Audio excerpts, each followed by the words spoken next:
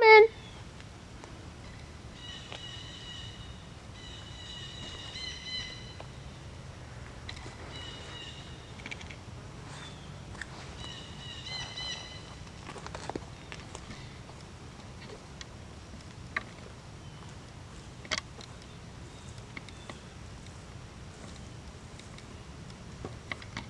Guardian of the north wind, spirit that brings us winter's cold and blankets the earth with fresh, white snow. Be of us now as we light this, your fire.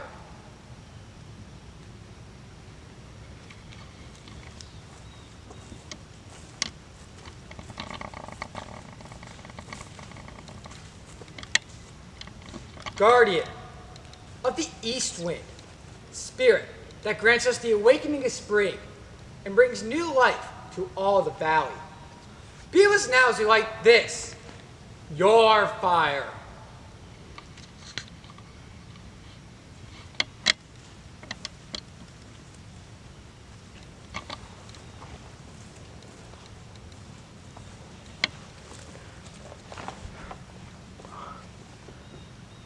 Guardian of the south wind, spirit that brings us summer's heat and gives us all of our food and drink. Be with us now as you light this, your fire.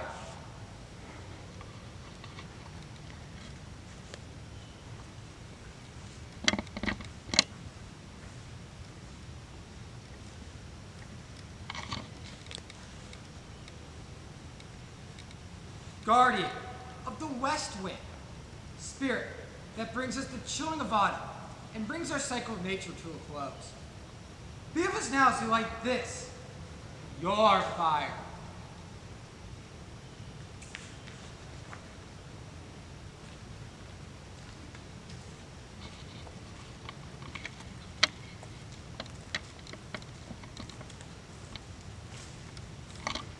Scouts of Marnoc, welcome to the sacred council fire of the Marnoc Scout Reservation. Throughout the past week, you have conducted yourself by a scout oath and law, so your leaders have deemed you worthy to be here around our sacred fire. The ceremonies witnessed here at Marnoc are important and are to not be taken lightly. So we must hold them sacred in our hearts as scouts have done for almost 100 years. It's a tradition we remember in our minds as we make a promise to treasure our memories of Camp Marnoc. Some of you come for the first time to our fire. This promise will open the path back to this great camp. Others of you come for a second, a third, or more times to our fire. This oath will keep those memories forever fresh in your heart. The promise is given in sign language and with a spoken word. You raise your right hand over your hand. If your palm facing forward, make a small circle. You will then point to your forehead and then move your hand over your heart. The words are, with the help of the Great Spirit, I will treasure my memories of Camp Marnoc forever in my heart. Campers, please stand. You will make the signs and repeat the oath after me. With the help of the Great Spirit, I will treasure my memories of Camp Marnoc forever in my heart. Campers, you may be seated. On the shores of Old Lake Marnoc, by her brightly shining waters, stand the wigwams of our campers. Dark behind them stands the forest. Stand the chestnut, oak, and hemlock. Stand the firs with cones upon them. Many things they learn and do here. How Marnoc, the Great Spirit, cares for all his faithful children, cares for all the forest people. Learn they of the stars of heaven, of the birds that fly and nest here. Learn they the language of all creatures. Make them friends whenever meet them. O Great Spirit, then in heaven, send us flame to light our campfire, that this we may be thankful. O Great Spirit, this we ask then, send us fire, and we shall praise thee.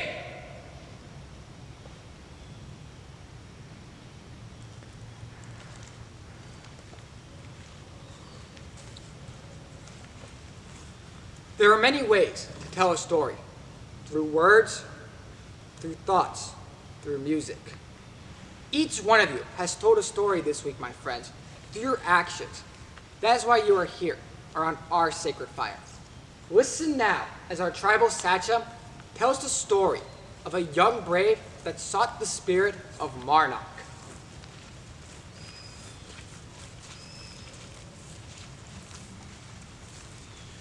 In a forest, dark and gloomy, stalked an Indian, passing lonely.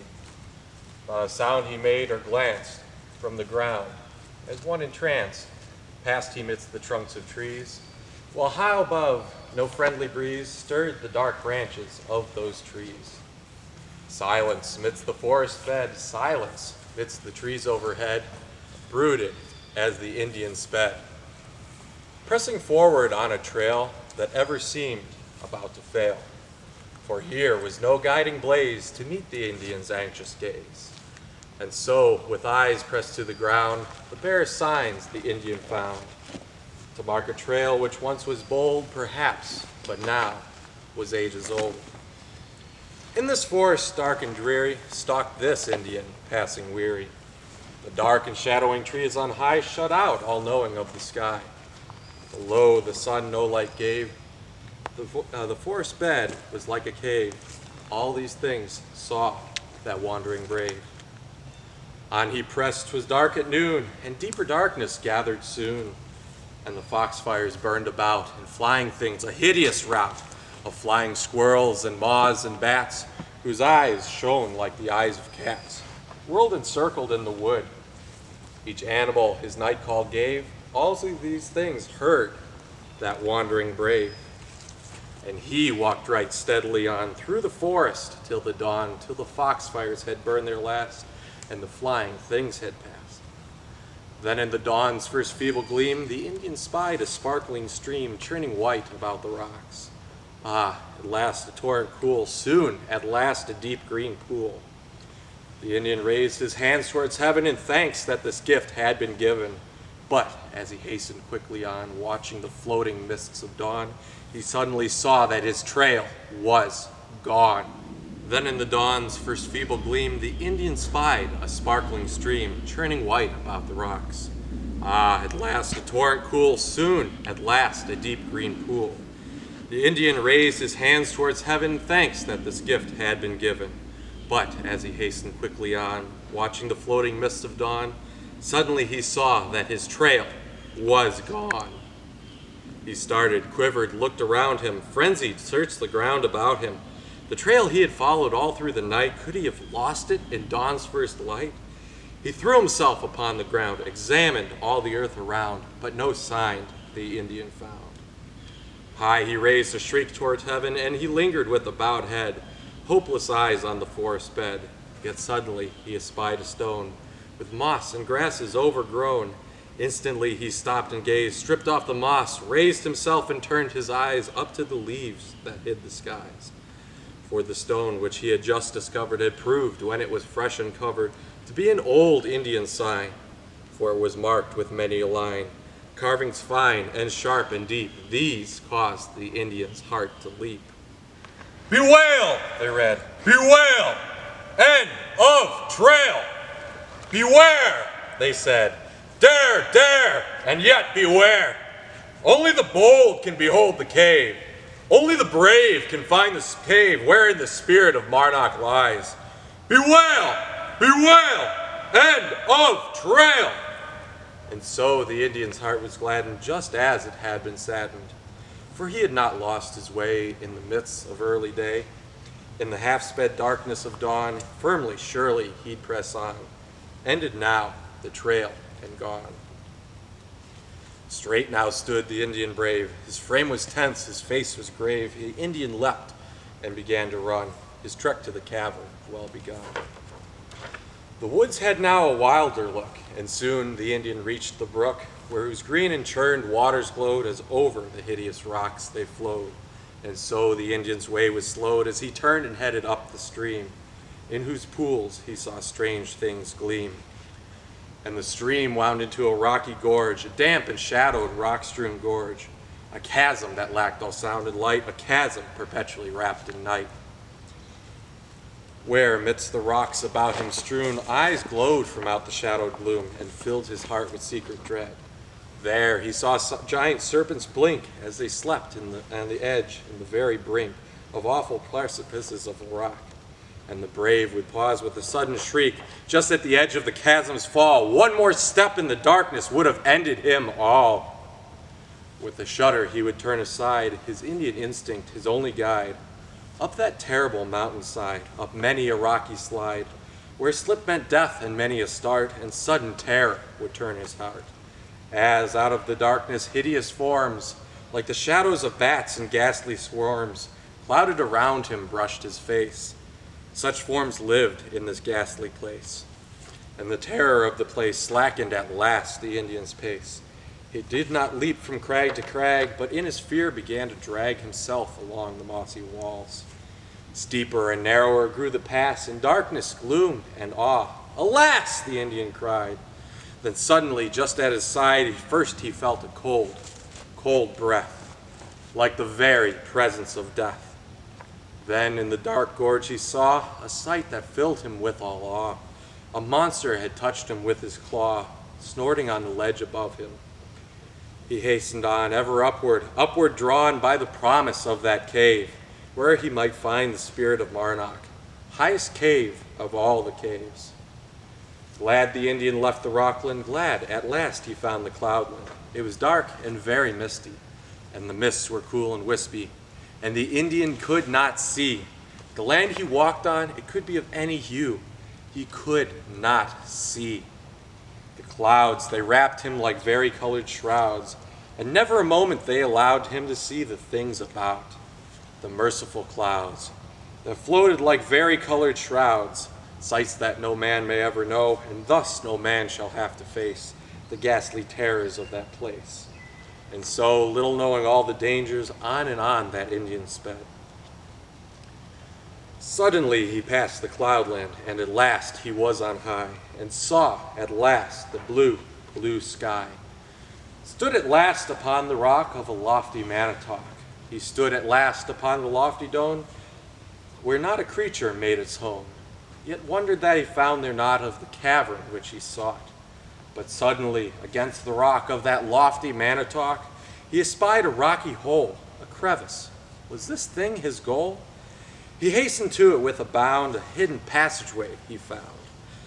Down the rocky passage slope, down the brave his way he groped. Into the darkness from the light, out of the sunshine into the night, night with many a wandering turn, whose twists he could not rightly learn.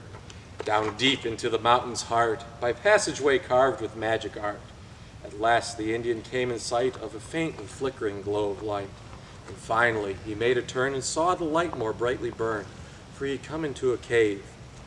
A deep and dim and vast round cave. From the center streamed a quiet glow. While he watched, the glow grew brighter, and the cavern walls grew lighter with a flickering, pale light. And the Indian shrank in fright, for there before him stood a tall, cold spirit, strangely still. And the Indian beheld in awe, motionless the while he saw the spirit raise his head. "What seek ye, brave?" the spirit said. Aye, its voice was thunderous loud, speaking as from a cloud. "What seek ye, brave?" it said. "I seek a secret." "You've climbed in vain," the restless spirit said. "Spirits do not tell these things to those who seek them in their lairs." But the Indian went on.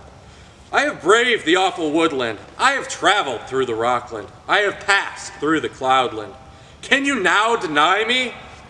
And the spirit writhed in fury, and at last, in words of thunder, "Bold brave, you shall be rewarded. Go and tell unto your people that the spirit sends this secret to its people. They shall find its curious meaning. Tell them at last to tell them what I bid them. Tell them to seek the northern wildlands and the southern desert hotlands. Seek the mountains of the east and west, and gather there the cared leaves of the trees. Commingle them together with the waters of the oceans that are washing at their shorelines. Mingle them in faith and reverence. Leaves from out the cold wild northlands, leaves from out the desert southlands, leaves from over the western mountains, and leaves brought from the Appalachians. Mingle these and pour upon them water from the great Pacific and water from the storm-tossed Atlantic. And with the quills of the porcupine bind the sacred spell of mine. Stir it with the beaver's long tooth. Then, wherever man shall mix it in the name of Marnoc. Bind this Indian spell of mine, I will weave my magic spells. And whoever there be who smells of this potion wild of mine, mixed with the quills of the porcupine, into his heart I will place a curious gift of Indian grace. I will place the love of woodland, love of streams and love of meadow, deep and green and leafy woodland, love of skies and stars and sunrise, love of planets in their courses, shining softly in the deep skies, love of the sunset and the mysteries of the moon's ascent and waning, of the quiet change of season, as when winter turns to springtime, summer burns to glowing autumn, all of these natural mysteries, love of gently rolling hilltops and valleys filled with white mist, of the animals who dwell there, silent, cautious forest dwellers, all the creatures of the forest, all things living, man's companions, all the smells and sights of forest, all the lights and shades of woodland, north and south and east and west, mingled in this potion blessed, with the waters of the western and eastern oceans, stirred with the sharp tooth of the beaver. These shall make a spell of mine, when mixed with the quills of the porcupine.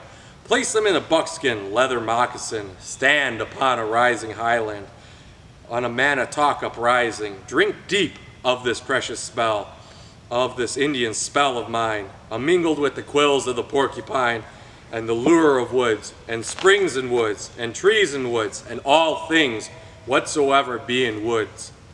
These things shall draw you, ever draw you. For these things you can never spurn. For these things your soul shall burn. For these things your heart shall yearn. And in the end, friend, you will learn that to these things you must return. These words spoke the Spirit. These were the promising words he said in his grave, in the cave, in the high rock of the Manitoc, above the clouds, above the rocks, above the woods.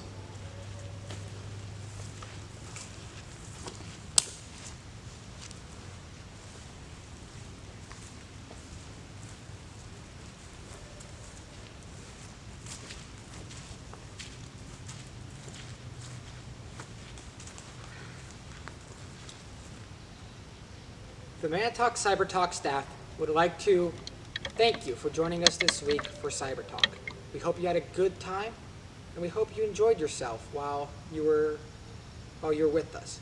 We hope to see you all in person again next year.